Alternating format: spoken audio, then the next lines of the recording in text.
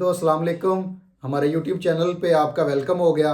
तो आज मैं आपको बताऊंगा पाकिस्तान मैप के बारे में या पाकिस्तान जियोग्राफी के बारे में। तो ये बहुत ही इंपॉर्टेंट टॉपिक है कॉम्पिटिटिव एग्ज़ाम के लिए, चाहे आपने CSS, FPSC, PMS, PPSC का पेपर देना हो, ये बहुत ही ज़रूरी है। तो आज हम पाकिस्तान मैप बनाएंगे और इसकी जो बाउंड्रीज़ है, इसके जो कंट्रीज़ बाउंड्रीज़ को लगती हैं, वो हम स्टडी करेंगे। ये कम्पिटिटिव एग्ज़ाम के लिए बहुत ही ज़रूरी है। तो पहले हम बनाएंगे पाकिस्तान का मैप। तो आप सबको ये मैप बनाने का तरीका बताता हूँ, ठीक है। पहले आपने ऐसे बनाना है, ये ऐसे लेके आना है, ठीक है। तो इधर से आपने थोड़ा सा ऐसे कर लेना है, इधर से ऐसे लेके जाना है, और फिर इधर से ऐसे लेके आना है, और फिर इधर से ऐसे लेके आना है, और ऐसे ऊपर को ले जाना है आपने, ठीक है। ऊपर को ऐसे ले जाके आपने थोड़ा सा इसको ऐसे कर देना है, ठीक है। ठीक है, तो यहाँ से आपने करना है इसको ऐसे, ठीक है। तो इसको ऐसे आपने कर लेना है, ठीक है। तो इसको ऐसे कर लेना है। तो यहाँ से एक लाइन खींचनी है यहाँ तक। तो ये हो गया आपका, इसको अब हम डिवाइड करते हैं। ये आ गया, अब आपका हो गया KPK, ये हो गया आपका पंजाब, और ये आपका हो गया सिंध,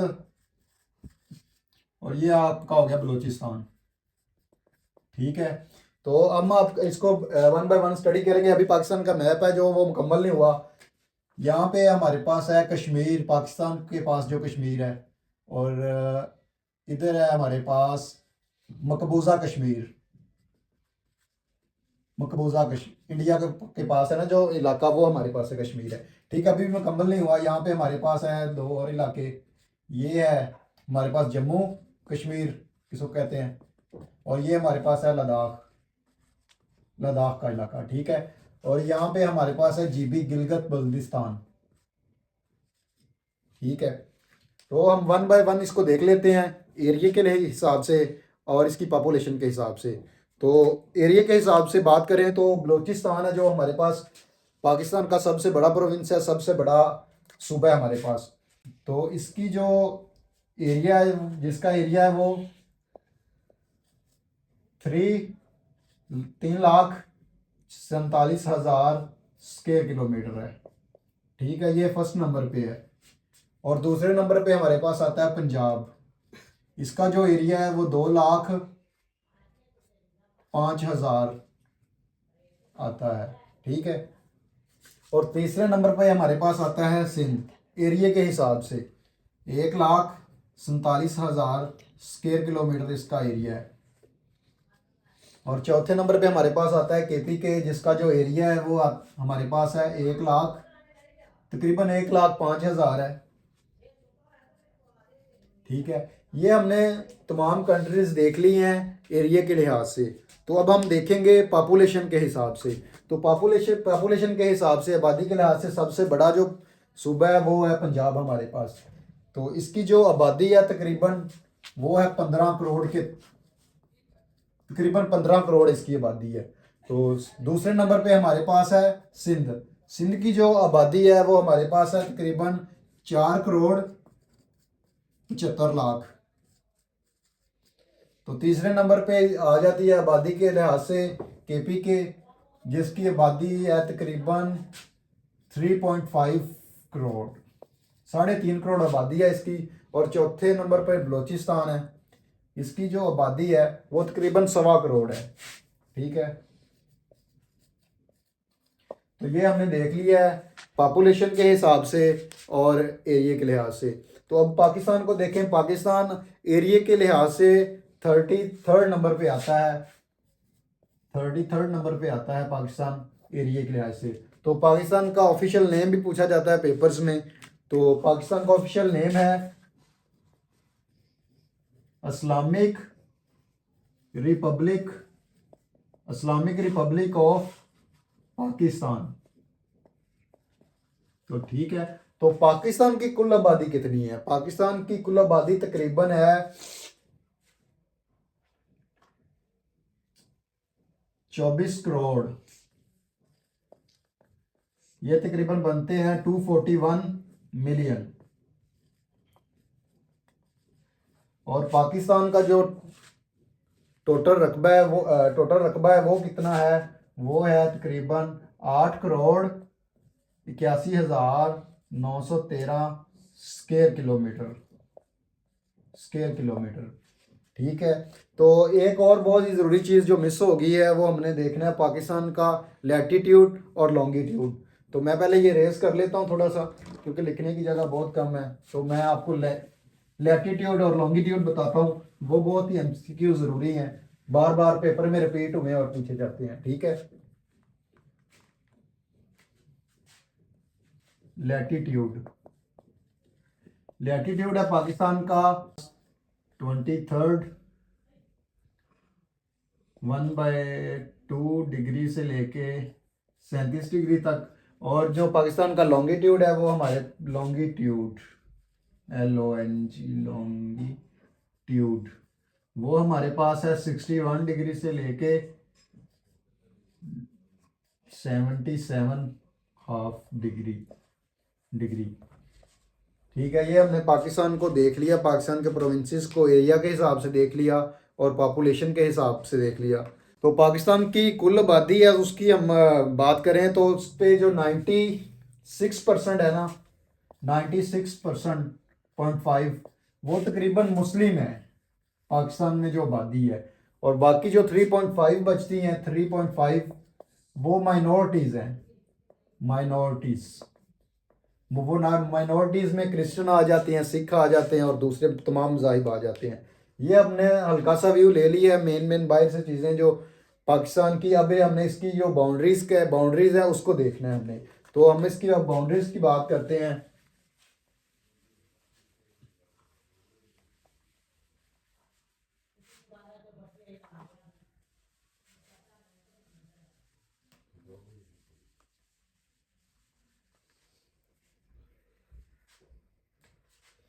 मैप ख़राब हो गया तो इसको हम दोबारा बना लेते हैं। ठीक है। तो सबसे पहले जो हमने, जब भी आपने कोई भी मैप बनाना है तो हमेशा ऊपर नॉर्थ होगा, नीचे साउथ होगा, और इस साइड पे हमेशा वेस्ट होगा, और इस साइड पे हमेशा ईस्ट होगा।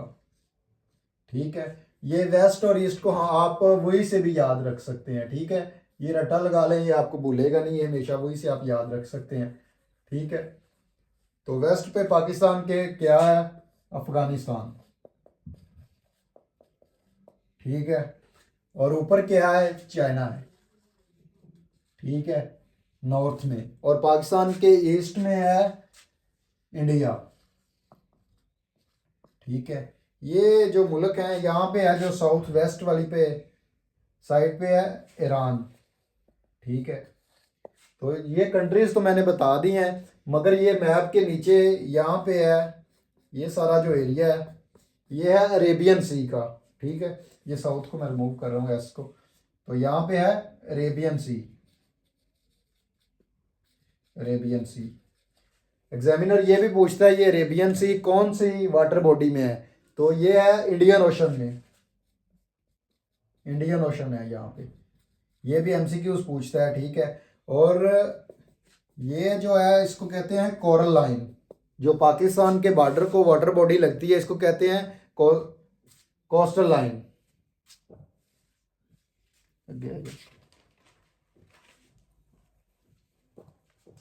ये जो पाकिस्तान को वाटर बॉडी लगती है इसको कहते हैं कोस्टल लाइन। इधर लिखता हूं मैं, ज़रा आपको सही से नज़र आ जाएगा। Coastal line. ठीक है। इसकी जो लेंथ है वो है तकरीबन 1058 किलोमीटर। बाज़ औक़ात पुराने पेपर्स में 1046 भी आया है। तो ये दोनों आंसर ठीक है। ये ज़रा आजकल पूछा जा रहा है, ये पुराने सवालों के मुताबिक ये भी पूछता है। ठीक है। तो यहाँ पे है बलोचिस्तान। ठीक है। और सिंध, जो सिंध को कोस्टल सिंध और बलोचिस्तान को जो कोस्टल लाइन लगती है उसकी लेंथ है, जो बॉर्डर वाटर बॉडी को लगता है उसकी लेंथ है तकरीबन 800 किलोमीटर। और जो सिंध वाली साइड से वाटर बॉडी लगती है इसकी लेंथ है तकरीबन 250 किलोमीटर। तो यहाँ पे एक और सवाल बनता है, उसके वो सवाल पूछा जाता है कॉन्टिनेंट शेल्फ के बारे में। तो मैं ये साफ करता हूँ, आपको कॉन्टिनेंट शेल्फ के बारे में बताता हूँ।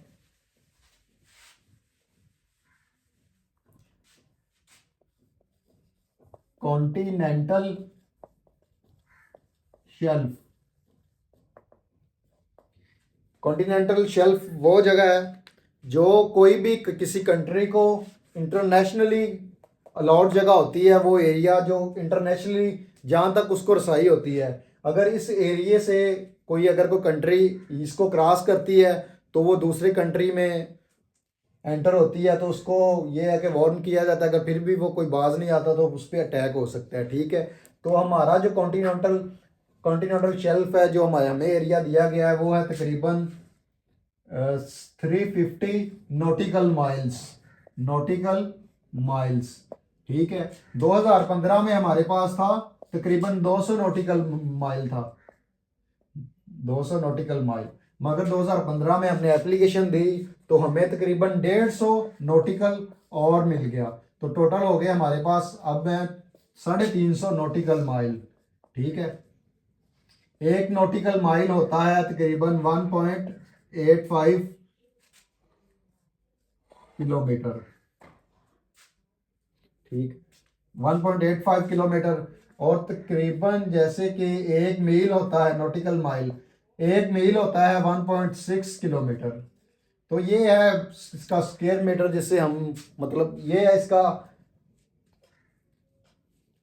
इसका यूनिट जिससे हम इसको मेजर करते हैं, ठीक है। ये हमने हल्का सा रिव्यू ले लिया है बॉर्डर्स का भी और ये कोस्टल लाइन का। अब हम इसको बार बार डिस्कस करेंगे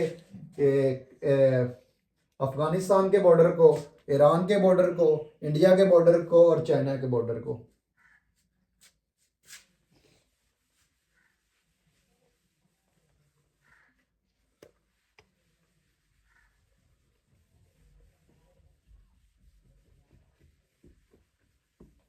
जो पाकिस्तान को बॉर्डर लगते हैं उसको उसका हल्का सा रिव्यू लेंगे। तो मज़ीद डिटेल की वीडियो हम बाद में बनाएंगे क्योंकि वो वीडियो काफ़ी लंबी हो जाएगी। तो भाई हम इसका हल्की सी डिटेल लेंगे, मेन मेन चीज़ें देखेंगे। तो पाकिस्तान का जो बॉर्डर है वो सबसे बड़ा बॉर्डर है, ये अफ़गान बॉर्डर। जो पाकिस्तान की बॉर्डर लाइन अफ़गानिस्तान को लगती है वो सबसे बड़ा बॉर्डर माना जाता है। तो इसको कहते हैं ड्यूरन लाइन, ठीक है। इस ये 1893 में बॉर्डर सेटलमेंट हुई थी, तो जिसकी लेंथ है तकरीबन 2610 किलोमीटर। पुराने पेपरों में इसका तकरीबन 2430 भी पूछा जाता है, तो आपने ये दोनों जहन में रखने हैं, ठीक है। तो ये सर हेनरी ड्यूअर्ट थे, उनके अंदर ये सेटलमेंट हुई थी, सर हेनरी ड्यूरंट। और हमारी तरफ से थे अब्दुल रहमान। इन दोनों के दरमियान ये बॉर्डर सेटलमेंट हुई थी 1893 में, जिसके नतीजे में ये ड्यूरन लाइन अफगानिस्तान बॉर्डर को इंटरनेशनली बॉर्डर करार दे दिया गया, ठीक है। ये हमने पढ़ लिया अफगानिस्तान का बॉर्डर। अब हम देख लेते हैं ईरान का बॉर्डर, ठीक है। ईरान का 1959 को बॉर्डर सेटलमेंट हुई है, ठीक है, बॉर्डर सेटलमेंट हुई है। और इसकी जो लेंथ है वो तकरीबन 905 किलोमीटर है। ये अयूब खां के दौर में हुई है, ठीक है।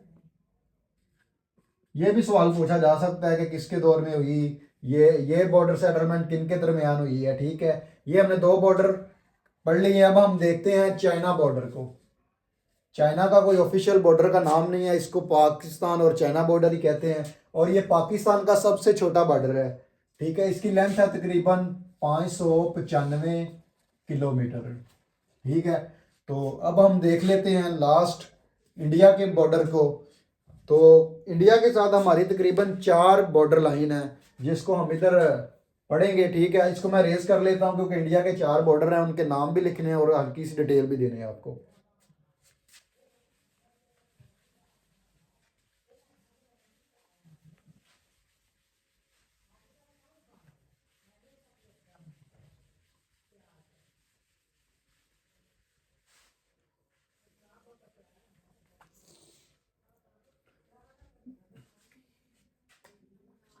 तो इंडिया के साथ हमारे 4 बॉर्डर हैं, मैं 1 बाय 1 लिख लेता हूँ। पहले का नाम है रेड क्लिफ लाइन, दूसरे का नाम है LOC,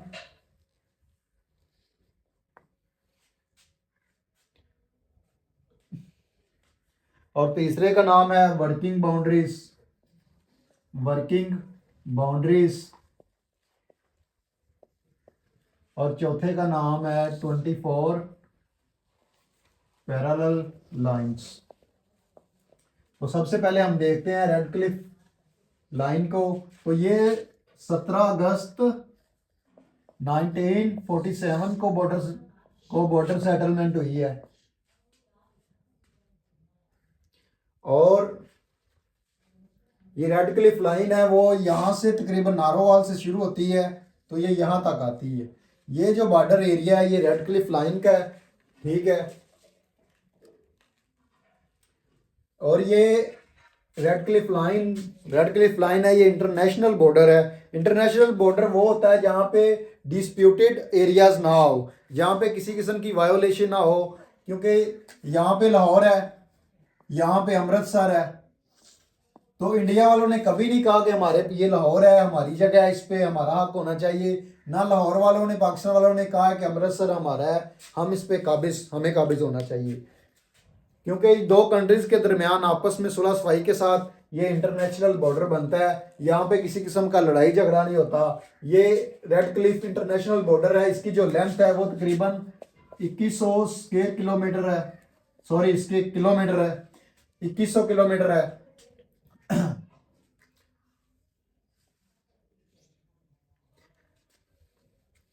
और इसकी जो सेटलमेंट है जो जिसके जरिए से हुई उसका नाम है सर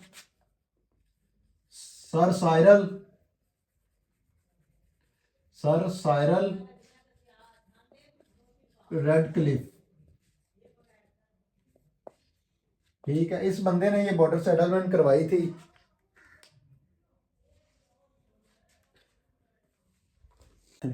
एक बॉर्डर हमने देख लिया, अब हम देखते हैं LOC को। तो इसको मैं जरा रेज कर लेता हूँ, थोड़ी सी जगह खाली हो जाएगी।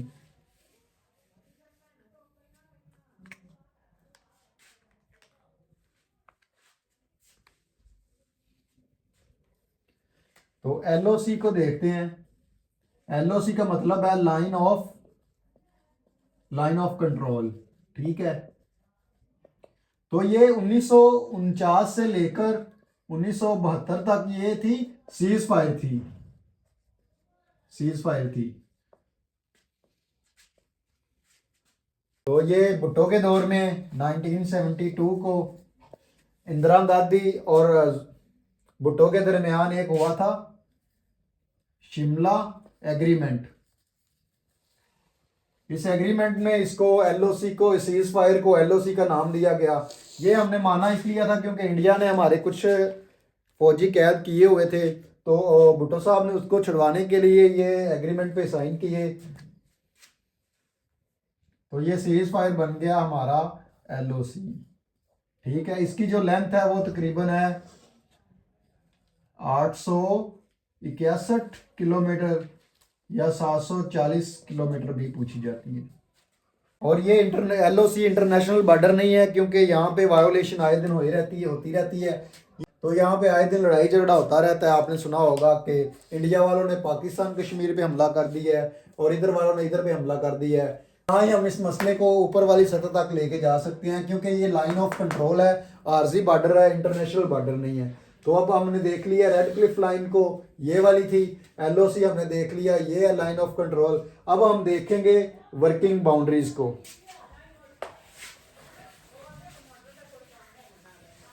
वर्किंग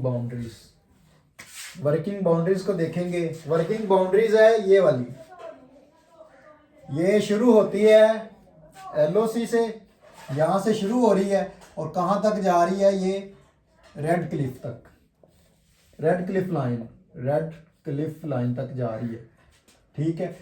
ये है डिस्प्यूटेड एरियाज कश्मीर का, क्योंकि हम कहते हैं कि या इस पे हमारा हक है, और ये इसके नीचे है जो भी पाकिस्तान का एरिया है, तो ये डिस्प्यूटेड एरिया नहीं है। तो इसको हम कहेंगे बाउंड्री एरिया, इसको हम कहेंगे वर्किंग बाउंड्री, वर्किंग बाउंड्री। ठीक है, तो फोर्थ बॉर्डर को हम देखते हैं 44 पैरेलल लाइन। तो ये सिंपली है, यहाँ पे है 44 पैरेलल लाइन, यहाँ पे। ठीक है, ये है लैटिट्यूड, ये एक लैटिट्यूड लाइन है। ठीक है, और 44 पैरेलल लाइन को ग्रीन लाइन भी कहते हैं, ग्रीन लाइन भी कहते हैं। और इसकी जो लेंथ है वो इतनी इंपॉर्टेंट नहीं है, क्योंकि एग्जामिनर ने आज तक नहीं इसका पूछा। हाँ, ये इसकी लेंथ हमने नहीं पढ़ी, ये इसकी लेंथ इंपॉर्टेंट है। इसकी लेंथ है तकरीबन 202 किलोमीटर। तो आज हमने देख लिया पाकिस्तान के बॉर्डर को, बॉर्डर कंट्रीज को, और पाकिस्तान के प्रोविंसेस को, पाकिस्तान के मैप को हमने देखा। हर प्रोविंस को हमने आबादी के लिहाज से देखा, और फिर हमने एरिया के हिसाब से देखा, और फिर हमने बॉर्डर कंट्रीज को देखा है। ठीक है, इसके अंदर जो मेन चीज़ें हैं वो हम नेक्स्ट वीडियो में पढ़ेंगे। अभी वीडियो काफ़ी लंबी हो जानी थी, टाइम काफ़ी हो गया है। तो इस पाकिस्तान मैप को, पाकिस्तान जियोग्राफी को हम यहाँ ही एंड करते हैं। फिर एक डिटेल वीडियो के साथ मिलेंगे, तब तक अपना ख्याल रखें। ओके, अल्लाह हाफिज़।